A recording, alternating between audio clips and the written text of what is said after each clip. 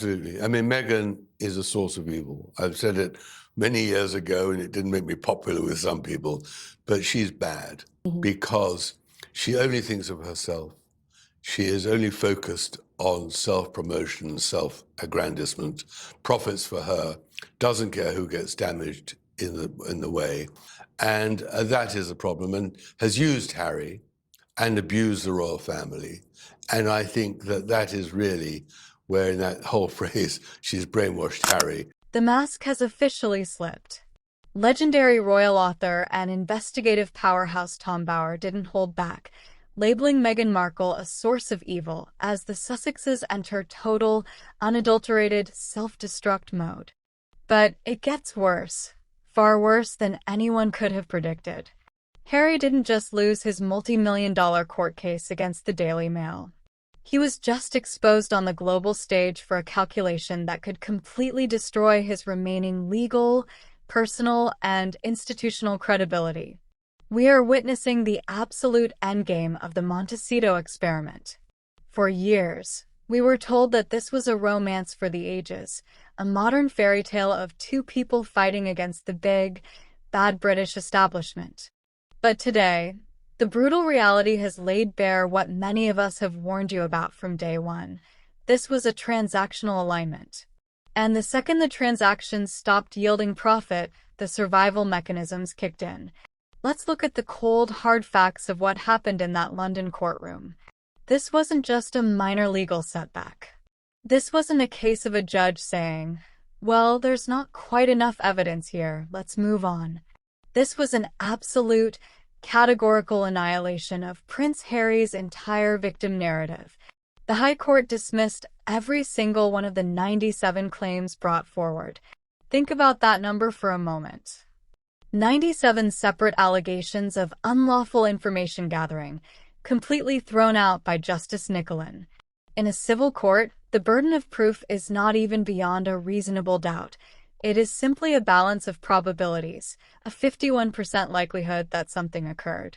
Prince Harry, with all the money in the world, with a team of high-priced London attorneys led by David Sherborne, couldn't even reach that 51% threshold on a single count. What does that tell you? It tells you that this entire crusade was built on a foundation of sand. It was a fantasy concocted in the hills of California, fueled by a deep-seated paranoia and a desperate need to justify their departure from the royal family. But the British justice system does not operate on feelings. It does not operate on magical thinking.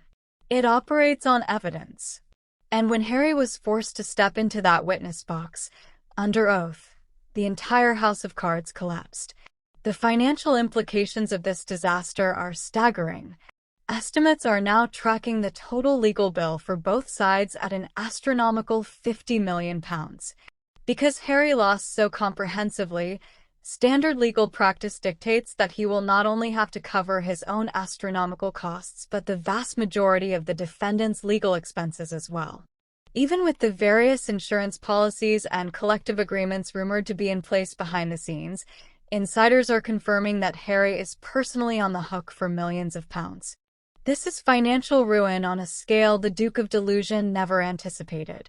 They have been spending money like water in Montecito. The massive mansion, the private security teams, the high-end public relations firms, the endless lawsuits. But the revenue streams are drying up. Meghan never intended to be a dutiful duchess opening hospitals in Shropshire. She always intended to go back to Hollywood and use her title to pursue her career. The Spotify deal was famously terminated with executive Bill Simmons labeling them grifters. The Netflix deal has failed to produce any significant cultural footprint beyond their initial, self-serving docuseries. And now, this courtroom gamble has backfired in the most expensive way possible. Listen to exactly how Tom Bower exposes the severe nature of Harry's courtroom disaster. It all sewn up because they had a concocted fraudulent statement and they didn't realize it was so phony until, of course, one wonders how they got it in the first place.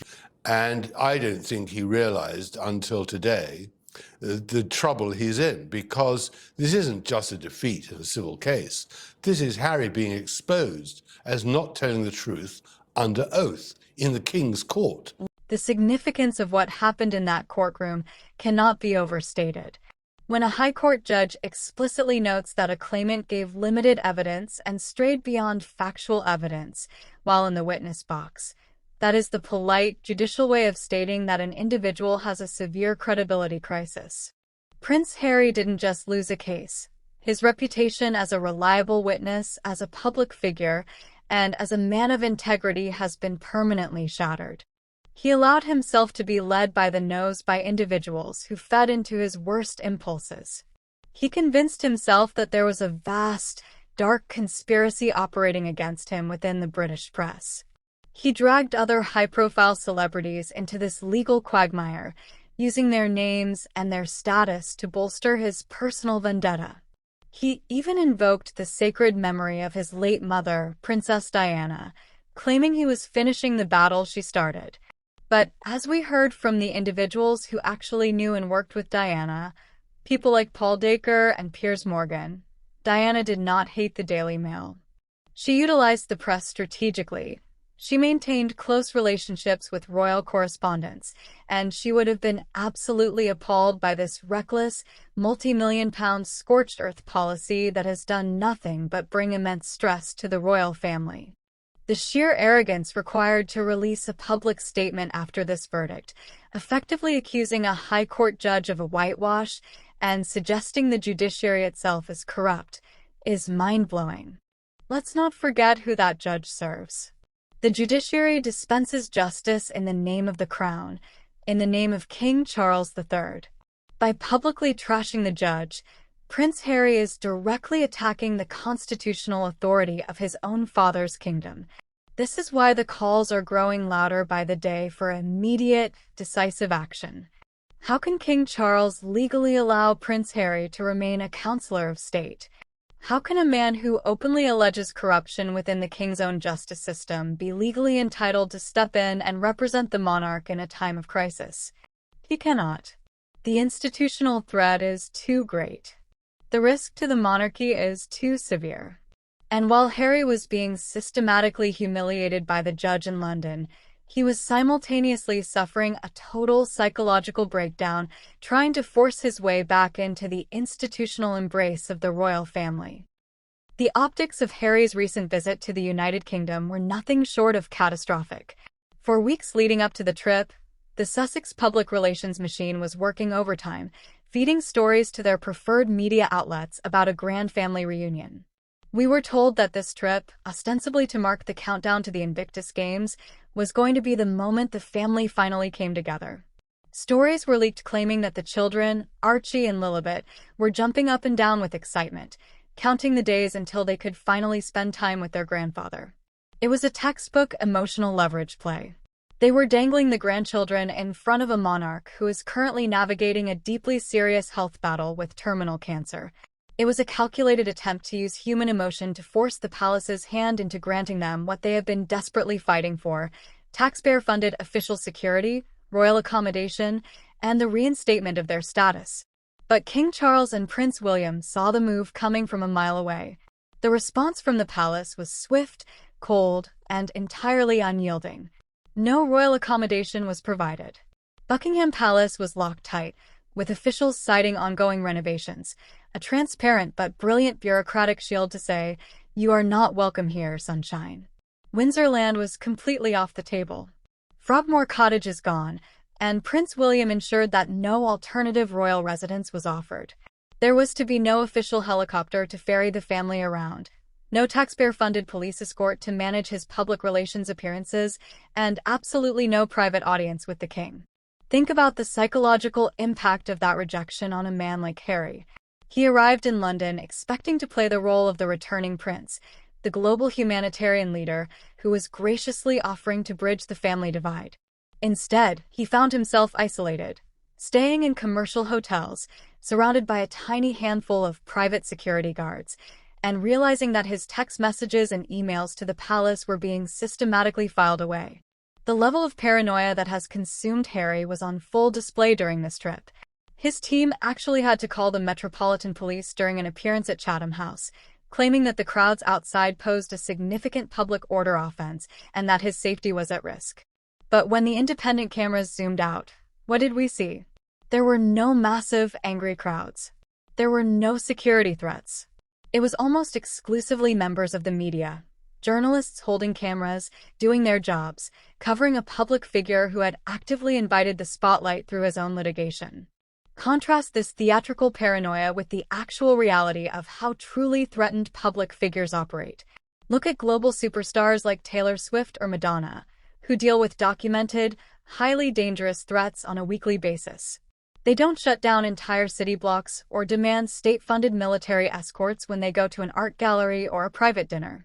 They manage their security professionally and quietly behind the scenes.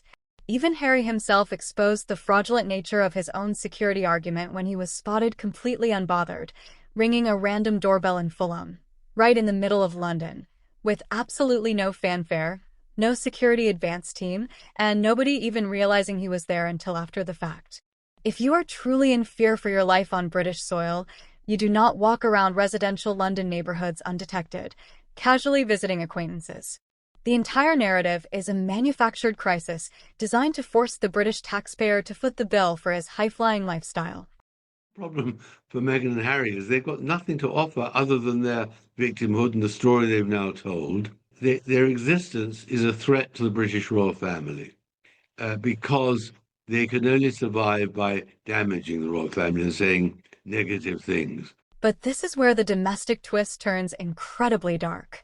This is where the title of our video hits the absolute center of the target. She used him.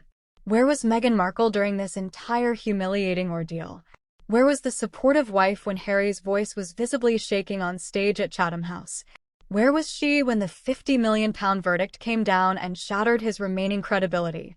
She was 3,000 miles away, ensconced in her California compound, completely detached from the wreckage. The calculation behind her absence is chillingly clear to anyone who understands the mechanics of public relations. Meghan Markle is a creature of optics. Every move she makes is meticulously planned, auditioned, and executed for maximum personal brand protection. She knew this dual rejection was coming. She knew that the High Court was about to deliver a devastating blow to Harry's legal crusade. She knew that King Charles and Prince William had locked the gates of the palace and that there would be no glittering royal photo opportunities to exploit. Therefore, she stayed behind. She chose to let Harry fly into the storm entirely alone, acting as a human shield for her own reputation. She did not want to be photographed walking into a commercial London hotel as a rejected, secondary figure. She did not want her personal brand associated with a historic courtroom defeat. If Harry was going to sink, she was perfectly content to let him sink in isolation, ensuring that her own image remained untarnished by the failure. This is the cold-blooded reality of their dynamic that Tom Bower has so brilliantly exposed. For Meghan, everything is a role, and she is constantly auditioning for the next elite tier of global status.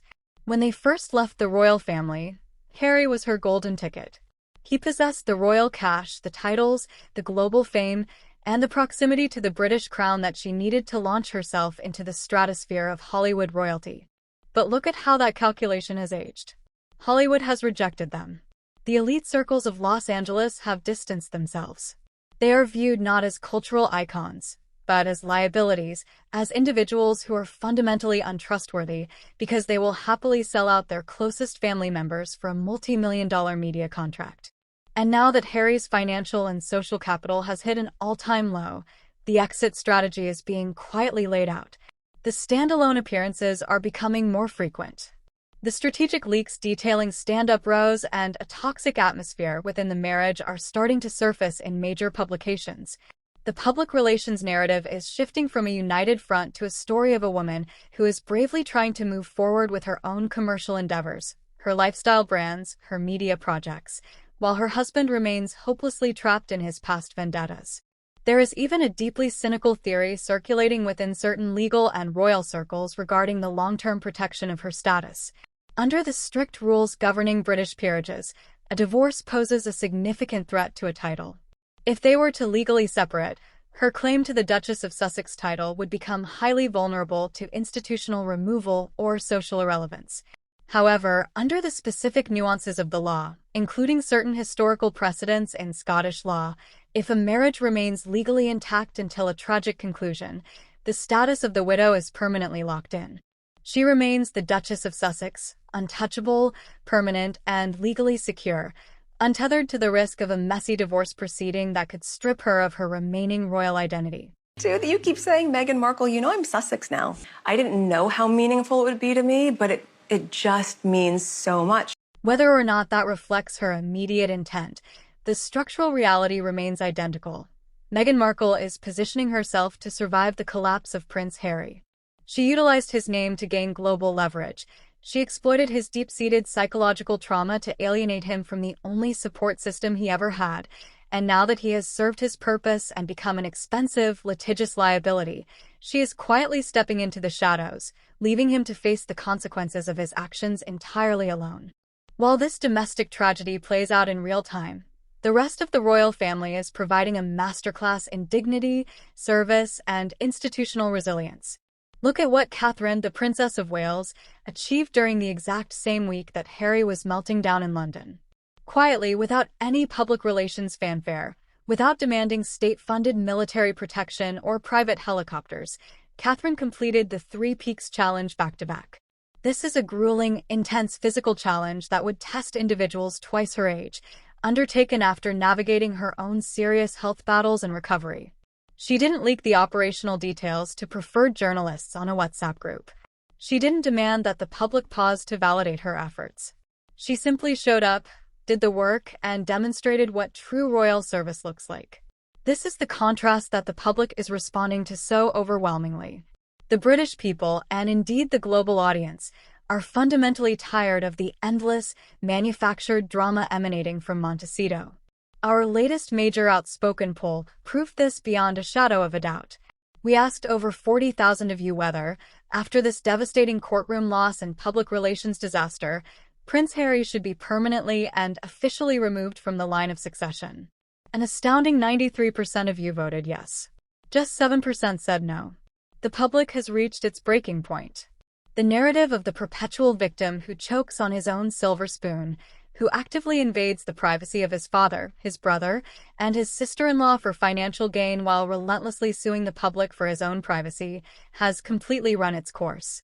The global community has looked past the carefully curated public relations spin and realized that this entire operation was a calculated, transactional endeavor that has resulted in total strategic failure. Prince Harry is now a man without a country, without a family, and increasingly, without a support system at home. He has compromised his integrity in the courts, he has burned his bridges with the British monarchy, and he is realizing too late that the woman for whom he sacrificed everything is perfectly willing to leave him stranded in the wilderness the moment the spotlight turns harsh. Now, I want to hear from you. The evidence is on the table, and the global verdict is coming in fast. Do you agree with Tom Bower's explosive assessment that Meghan has systematically used Harry and is now executing a cold-blooded strategy to distance herself from his financial and legal ruin? Or do you think there is still a way back for the Duke of Delusion? Drop your thoughts in the comments below. Let's get a massive debate going. Don't forget to hit that subscribe button, turn on the notification bell, and join our independent community where we always deliver the raw, unfiltered truth. I'll see you in the next video.